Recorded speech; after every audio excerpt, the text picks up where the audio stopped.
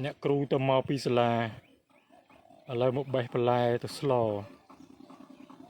បន្លែដាំខ្លួនឯងជាប្រភេទបន្លែធម្មជាតិបាទឥឡូវមកកាត់ត្រប់បាទមិញហ្នឹងត្រប់ស្រួយឥឡូវនេះត្រប់វែងម្ដងក្តៅពេកអត់សូវផ្លែទេ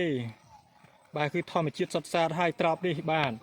គឺពុំមានសារធាតុគីមីមួយដំណក់ឬក៏មួយគ្រាប់ទេបាទហូបឡើងធំទៅហើយនិយាយរឿងហូបធំចែកញាតហូបទៀតហើយដាំអត់ច្រើនផងហ្នឹងដាំតែប្រហែលដើមសោះហ្នឹងដាំតែប្រហែលដើម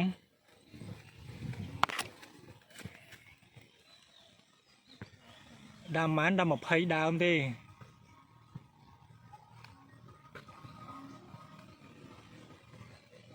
បាទហូបអត់តាន់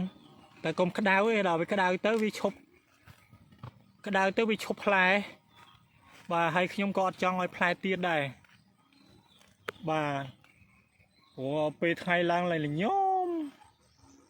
បាទអញ្ចឹងយើងគួរតែអ្នកដាំគួរតែប្រើប្រភេទប៉ូតាស្យូមឲ្យបានខ្ពស់បាទដើម្បីវាធន់ជាមួយនឹងកម្ដៅណា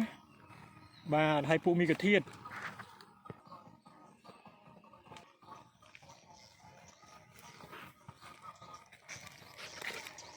បាទប៉ុណ្ណេះហុំអស់បាទចែកញាតចិត្តខាងថែមទៀតបាទឥឡូវបន្លែដែលត្រូវយកទៅធ្វើម្ហូបមាន3មុខ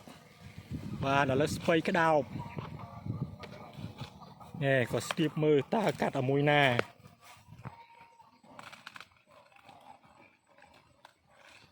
បាទស្ពៃនេះអត់សូវធំទេ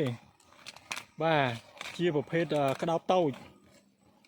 ចឹងទម្ងន់វាត្រឹម1គីឡូ2ខាំអស់ធំអានេះអត់បានទេបាទបែរជា7ខាំ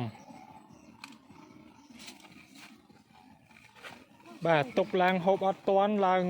ចង់លលាវិញបាត់ទៅហើយបាទចង់លលាក្តោបហើយចង់ផ្កាវិញម្ដងហើយបាទនេះគឺដាំក្រោមគល់ល្ហុងបាទកុំឲ្យខាតគឺ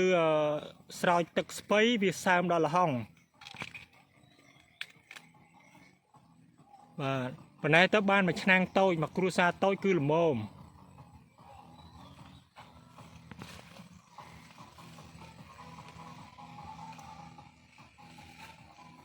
បាទតែនេះយកទៅចែកញាតចិត្តខាងថែមទៀតបាទមិនហូបទៅខ្លួនឯងហូបខ្លួនឯងវាធំហើយ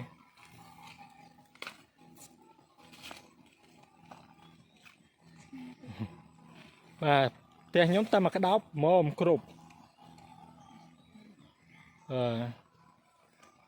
ល្ហុងក្តាប់បានខ្លះដែរតាបាទស្រោចទឹកស្ពៃវាសាមល្ហុងបាទសូមអរគុណច្រើនបងប្អូនដែលបានទស្សនាវីដេអូរបស់ខ្ញុំបាទ